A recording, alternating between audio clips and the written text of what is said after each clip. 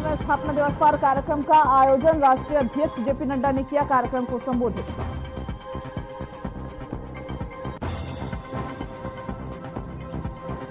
गोरखपुर में हुआ बासंती नवरात्रि का समापन। सीएम योगी ने किया कार्यक्रम को संबोधित। सीएम ने कन्याओं को किया सम्मान।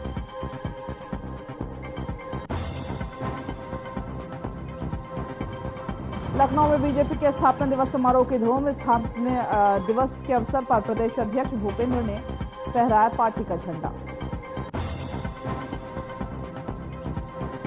संभल जामा मस्जिद के सामने बनी सत्यव्रत पुलिस चौकी का उद्घाटन समारोह। डीएम राजेंद्र ने किया चौकी का शुभारंभ। कन्याओं से कटवाया फीता।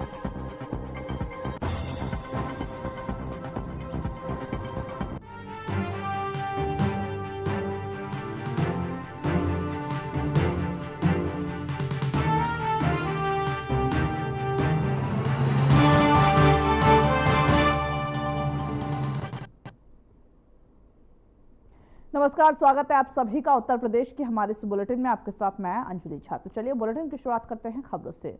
उत्तर प्रदेश के मुख्यमंत्री योगी आदित्यनाथ ने आज बासंती नवरात्र के समापन के अवसर पर एक महत्वपूर्ण संबोधन दिया। उन्होंने कन्या पूजन के साथ कार्यक्रम का समापन किया और प्रदेशवासियों को नवरात्रि की हार्दिक बधाई दी।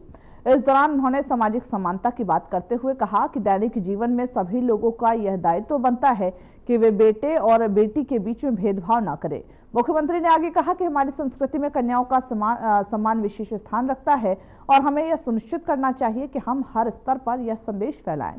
समाज में महिलाओं और लड़कियों के प्रति जो समानता की भावना है उसको प्रोत्साहित करना हमारी जिम्मेदारी है। और क्या कुछ कहा, चलिए आपको सुनवाते हैं। जगत जननी मां भगवती के 9 अलग अलग स्वरूपों की पूजा सनातन धर्मावलंबी करता है और आज कन्या पूजन के साथ बासंती नवरात्रि का यह कार्यक्रम अब समारोह की ओर जा रहा है। देवी स्वरूपा कन्याओं के पूजन का कार्यक्रम अभी यहां पर संपन्न किया है। वे सभी प्रसाद पा रही हैं। भारत की सनातन धर्म की समृद्ध परंपरा में मातृशक्ति के प्रति श्रद्धा और सम्मान का भाव कितना प्रगाढ़ है, उसका यह उत्कृष्ट रूप हम सबको बासंतीय नवरात्रि और शारदीय नवरात्रि के रूप में देखने को मिलता है, जिसकी शुक्ल पक्ष की प्रथम 9 तिथियों में जगत जननी मां भगवती के अलग अलग स्वरूपों की पूजा करके प्रत्येक सनातन धर्मावलंबी मातृशक्ति के प्रति अपनी श्रद्धा भाव को व्यक्त करता है और वह परंपरा पूरे देश के अंदर आज नवमी की तिथि पर बालिकाओं के सम्मान, उनके प्रति श्रद्धा भाव और उनके पूजन का कार्यक्रम हर सनातन धर्मावलंबी के घर में देखने को मिल रहा होगा और बड़ी श्रद्धा भाव के साथ लोग इस कार्यक्रम के साथ जुड़ रहे हैं। यह पवित्र भाव हमारे जीवन में सदैव बना रहे। प्रत्येक नागरिक का एक दायित्व बनता है। इसीलिए आज सरकार ने भी मातृशक्ति की सुरक्षा के लिए, उनके सम्मान के लिए, उनके स्वावलंबन के लिए अनेक कार्यक्रम प्रारंभ किए हैं।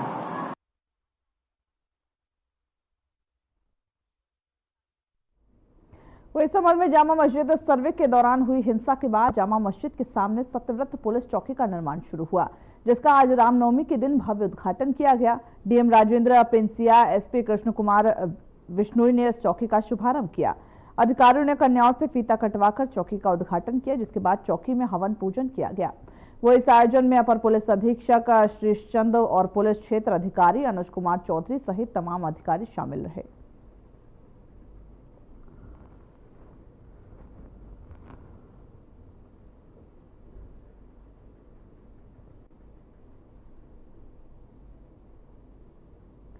तो कन्याओं से फीता कटवाकर इस थाने का उद्घाटन किया है। रामनवमी के दिन इसका उद्घाटन किया गया, क्योंकि लगातार ये देखा जाता कि उस एरिया में ज्यादा बवाल हो रहे थे, जिसके चक्कर में इस थाने का उद्घाटन किया गया।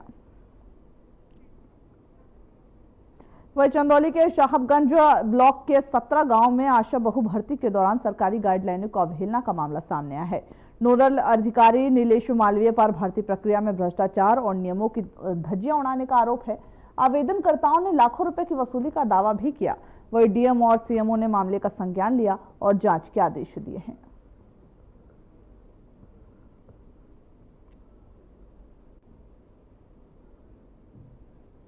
देखिए, प्रकरण मेरे संज्ञान में नहीं है, परंतु आपने मेरे संज्ञान में लाया है, तो मैंने अभी इसको लिए सीएमओ साहब को बताया है कि टीम गठित करके इसकी जांच की जाए। जो भी शिकायत करता है उनका बयान लिया जाएगा और उसके बाद एक फैक्ट फाइंडिंग टीम बना के ये देखा जाएगा। अगर वो शिकायत सही है तो जो भी दोषी व्यक्ति है उसके ऊपर कार्रवाई की जाएगी।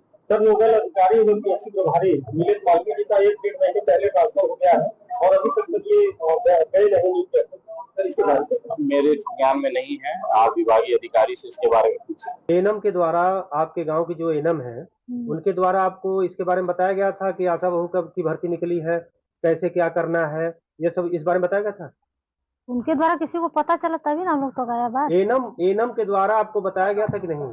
एनम ने आपको बताया था कि नहीं, जो आपके गांव की एनम है?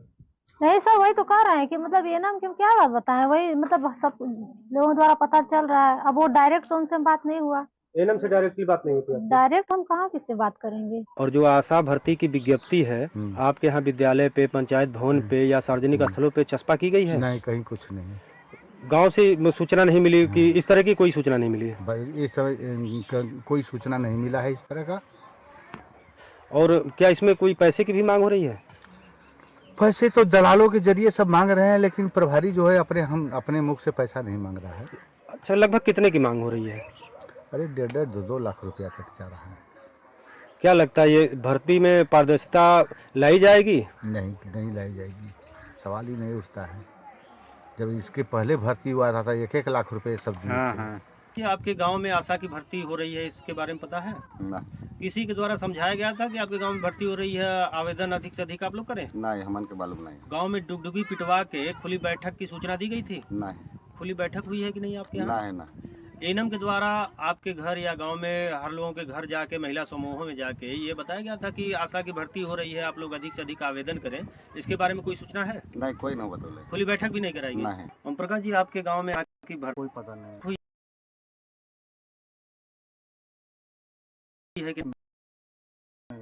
अच्छा, आपके गांव में चट्टी चौराहे पे, पंचायत भवन पे, स्कूल पे ये आशा भर्ती के संबंधित विज्ञप्ति चिपकाई गई थी? नहीं, कोई कुछ नहीं चिपकाया गया। एनम के द्वारा कहीं गांव में, आपके गांव में घर घर जाकर ये समझाया गया कि नहीं आशा की विज्ञप्ति भर्ती निकली है, आप लोग अधिक से अधिक आवेदन करें? नहीं। ऐसी कोई सूचना है? नहीं सर। ये मेरे संज्ञान में आपने दिया है, मैं हर एक स्तर पे इसकी मैं जांच करवा लेता हूँ और आशा चयन में अगर कहीं भी जो गाइडलाइन के विपरीत अगर किसी ने कुछ गलतियां की हैं तो मैं उसकी जांच करवा के जो भी चीजें तक सामने निकल के आएंगे मैं उस पर कार्रवाई करूंगा। सर, इस मामले में मंत्री पोर्टल पे मामला दर्ज कराया गया था, लेकिन जिसमें फर्जी तरीके से निर्धारण कराया गया है, इसके बारे में।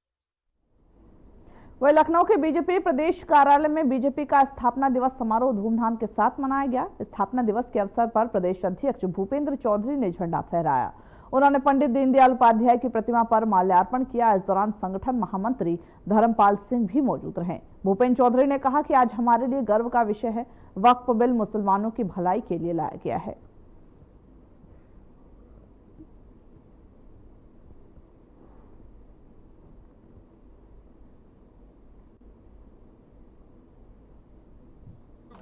भारतीय जनता पार्टियों के लिए ही नहीं, सभी सनातनियों के लिए भी बहुत ही पुनीत और पावन दिन है। आज जहां हम हमारे भगवान राम की नवमी का भी अवसर है, तो साथ ही साथ भारतीय जनता पार्टी के 45वें स्थापना दिवस को भी हम मना रहे हैं। वह पार्टी जिसने इस देश को एक वैकल्पिक विचारधारा देने का काम किया, जिसमें हमारे मिट्टी की खुशबू हो, एक ऐसी विचारधारा को देने का काम किया। ऐसे तमाम कार्यकर्ता, ऐसे तमाम नेता, हम आज उन्हें भी श्रद्धांजलि देते हैं। भारतीय जनता पार्टी की 45वीं वर्षगांठ की और 46वें स्थापना दिवस की मैं सभी को बहुत बहुत बधाई, शुभकामनाएं देता हूं। निश्चित तौर पर हमारे पंडित दीनदयाल उपाध्याय जी ने जो अंत्योदय की प्रेरणा की कल्पना की थी, उसको सही रूप में साकार करने के लिए हमारे प्रधानमंत्री माननीय नरेंद्र मोदी जी ने उस पर कदम बढ़ाया है और भारत विकसित भारत की ओर बढ़ चला है। माननीय रक्षा मंत्री राजनाथ जी, हमारे प्रधानमंत्री, पूर्व प्रधानमंत्री श्रद्धेय अटल बिहारी वाजपेयी जी के सपने को पूरा करने के लिए पूरा प्रतिबद्ध हैं। इसी प्रकार से योगी आदित्यनाथ जी, दोनों उप मुख्यमंत्री माननीय हमारे ब्रजेश पाठक जी, माननीय केशव मौर्य जी भी हमारे प्रदेश को आगे बढ़ाने के लिए तत्पर हैं। मैं सभी लखनऊ वासियों को और पूरे प्रदेश वासियों को भी मैं आज भारतीय जनता पार्टी की स्थापना दिवस की बधाई, शुभकामनाएं देते हैं और भगवान राम की आज जन्म दिवस भी है, उनका रामनवमी की भी मैं सभी को शुभकामनाएं देते हुए बहुत बहुत बधाई।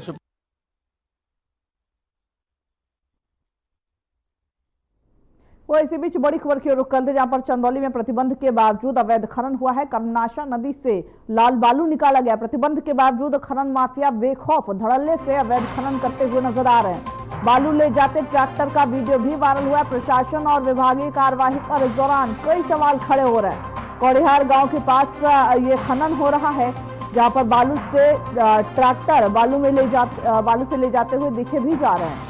तो चंदौली में प्रतिबंध है, लेकिन इसके बावजूद अवैध खनन जो है वो धड़ल्ले से चल रहा है। वही साथ ही अगर देखा जाए तो खनन माफिया एक्टिव नजर आ रहा है। ऐसा लग रहा है कि मानो उनको कोई खौफ ही ना हो और बेधड़ल्ले से वो खनन करते हुए नजर आ रहे हैं। और साथ ही साथ इसका जो वीडियो है वो भी वायरल हुआ है, जब ट्रैक्टर से बालू का खनन करके ले जाते हुए नजर आ रहा है। हालांकि सवाल यह भी है कि आखिर कार्रवाई क्या कुछ होती है, किस तरीके से कार्रवाई हो रही है। जो खनन माफियाओं के अंदर जरा सा भी खौफ नहीं है, वो धड़ल्ले के साथ अपना जो अवैध खनन है वो करते हुए नजर आ रहे हैं। खनन की देखिए अभी तक मामला संज्ञान में नहीं था, क्योंकि अभी आज ही मामला संज्ञान में आया है। तो तत्काल ही तहसील स्तरीय समिति जो होती है खनन के मामलों में, उसमें जिसमें कि एसडीएम, क्षेत्राधिकारी और खनन अधिकारी रहते हैं, सभी को लेकर और एक अभियान के तहत इस कार्रवाई को रोका जाएगा और जो भी दोषी व्यक्तियों के खिलाफ कानूनी कार्रवाई की जाएगी।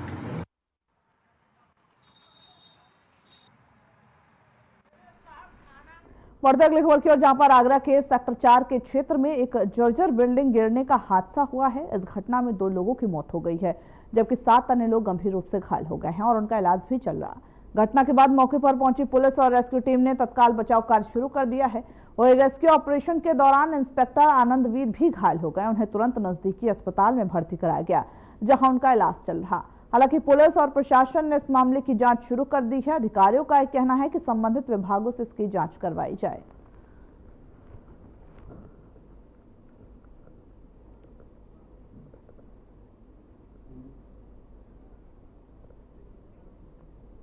वही गर्मी का मौसम शुरू हो गया है। यूपी में खेतों में खड़ी फसल में आग लगने की जो कई घटनाएं हैं वो सामने आ रही है। प्रदेश के अधिकांश जिलों से आग में गेहूं के कई एकड़ फसल जलकर राख हो गए। वही ताजा मामला ललितपुर से है, जहां पर किसानों की खड़ी फसल में भीषण आग लग गई, जिसके कारण मेहनत से उगाई गई जो फसल थी वो पूरी तरीके से नष्ट हो गए हैं। हालांकि इससे किसान परेशान हैं। वही बताते यह चले कि धौरा क्षेत्र के जंगलों, महरौनी क्षेत्र, भोरदा, सिंधवाहा और कई खेतों में आग लगने की घटना हुई है। वही रायबरेली में नाली के विवाद को लेकर पड़ोसियों ने युवक की पीट कर हत्या कर दी। सूचना पाकर पुलिस मौके पर पहुंची। मामला सरेनी थाना क्षेत्र के मोनी मोहल्ले का बताया जा रहा है, जहां गुड्डन तिवारी का पड़ोसियों से नाली को लेकर विवाद हुआ था और इसी विवाद के बाद गुड्डन को पड़ोस के 4 आरोपियों ने ट्रैक्टर में फंसाकर बेरहमी से उसे पीटा, जिससे कि उसकी जान चली गई। हालांकि पुलिस ने मौके पर पहुंचकर शव को कब्जे में ले लिया है और मामले की रिपोर्ट दर्ज कर ली है।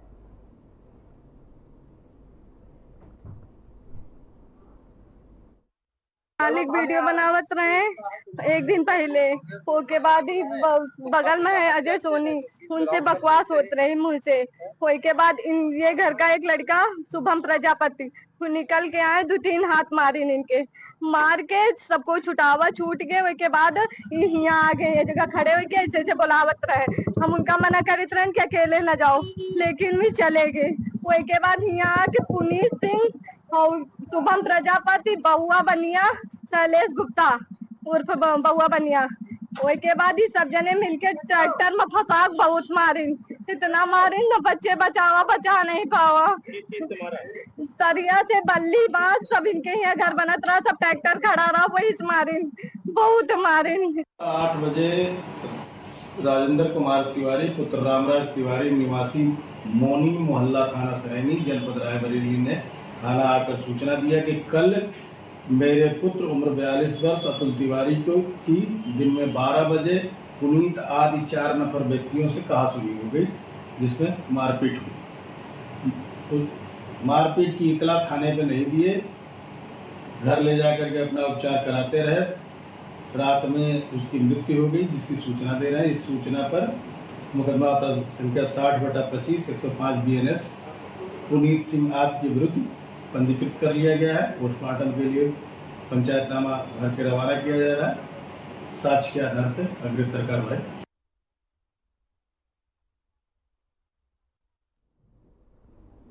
वही रामनवमी के अवसर पर प्रधानमंत्री नरेंद्र मोदी ने आज रामनाथ स्वामी मंदिर में पूजा अर्चना की। मंदिर में भगवान राम के प्रति अपनी श्रद्धा व्यक्त करते हुए प्रधानमंत्री ने विशेष पूजा किया और मंदिर परिसर के भी दर्शन किए।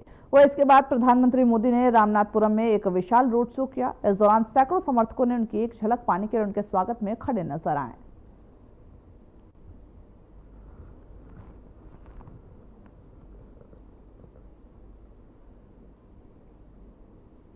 वही प्रधानमंत्री नरेंद्र मोदी आज तमिलनाडु दौरे पर हैं, जहां से पीएम ने रामनवमी के अवसर पर कई महत्वपूर्ण कार्यों का उद्घाटन किया। मोदी ने भारत के पहले वर्टिकल लिफ्ट सी ब्रिज यानी कि नए पम्बन रेल का पुल का उद्घाटन किया है।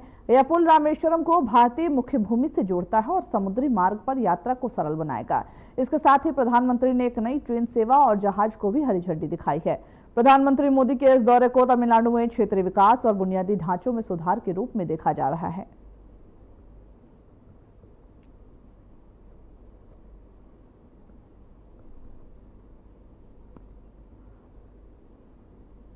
प्रधानमंत्री नरेंद्र मोदी 11 अप्रैल को अपने संसदीय क्षेत्र वाराणसी में करीब 1.5 घंटे तक रहेंगे और इस दौरान काशीवासियों के लिए करीब 4000 करोड़ रुपए की योजनाएं और परियोजनाओं की सौगात देंगे। प्रधानमंत्री नरेंद्र मोदी मेहंदीगंज के पास गंगापुर में आयोजित जनसभा को संबोधित करेंगे, जहां वे काशी के विकास के लिए नई योजनाओं की घोषणा करेंगे। इस दौरान प्रधानमंत्री मोदी 70 वर्ष से ऊपर के कुछ बुजुर्गों से मुलाकात करेंगे और उन्हें आयुष्मान कार्ड वितरित करेंगे, जिससे कि बुजुर्गों को स्वास्थ्य सेवाओं में मदद मिल सके। वहीं प्रधानमंत्री के इस कदम को काशी के लोगों के लिए एक महत्वपूर्ण राहत के रूप में देखा जा रहा।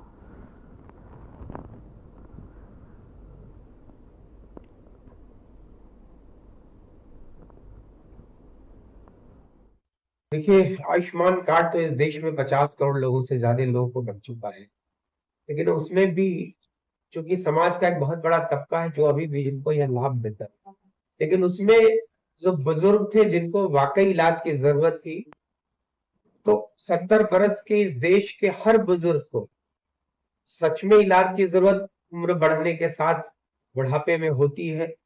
उन बुजुर्गों के को सम्मान देते हुए माननीय प्रधानमंत्री जी ने उत्तर प्रदेश और देश का जो कोटा है, जितने लोग होंगे सबको देना है। 48,000 लोग उत्तर बनारस में अब तक चिन्हित हो चुके, जिनको बढ़ चुका है।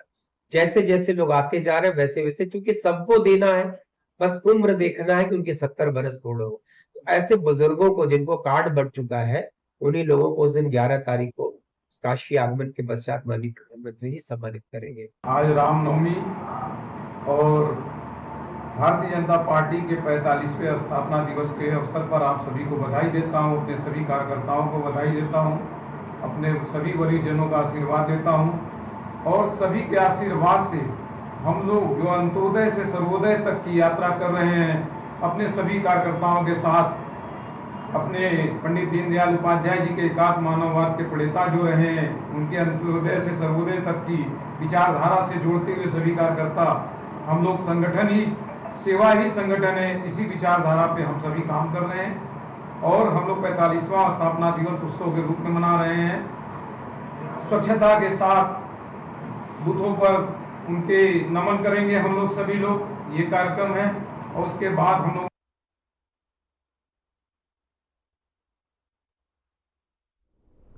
वही बीजेपी के स्थापना दिवस पर केंद्रीय मंत्री और बीजेपी के राष्ट्रीय अध्यक्ष जेपी नड्डा ने प्रधानमंत्री नरेंद्र मोदी के नेतृत्व में किए गए जो विकास कार्य है उसका जिक्र किया और कहा कि गरीब कल्याण अन्न योजना, आयुष्मान भारत और उज्ज्वला योजना जैसी पहलों के तहत हमने गांव, गरीब, महिला, आदिवासी सभी की चिंता की है। उन्होंने कहा कि हमारी जिम्मेदारी 2047 तक विकसित भारत का निर्माण है। इसके लिए सभी को आगे बढ़ने की जरूरत है।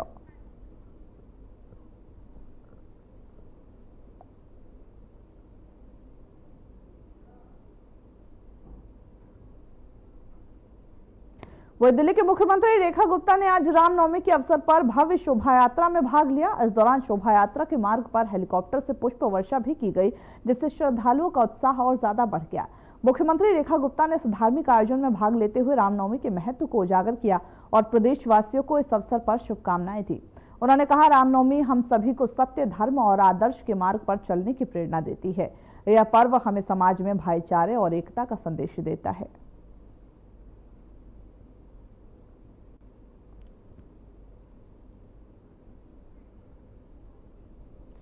वक्फ बिल संसद के दोनों ही सदनों से पास होने के बाद राष्ट्रपति द्रौपदी मुर्मू के पास गया है। राष्ट्रपति द्रौपदी मुर्मू ने भी वक्फ बिल को कल शाम मंजूरी दे दिया। वही सरकार ने नए कानून को लेकर गजट नोटिफिकेशन जारी किया। अब नए कानून को लागू करने की तारीख को लेकर केंद्र सरकार अलग से एक नोटिफिकेशन जारी करेगी। नए कानून को लेकर के कांग्रेस सांसद मोहम्मद जावेद, AIMIM सांसद असदुद्दीन ओवैसी और आप विधायक अमानतुल्लाह खान ने अलग अलग याचिकाओं में सुप्रीम कोर्ट में चुनौती दी है। इन याचिकाओं में कहा गया कि वक्फ संशोधन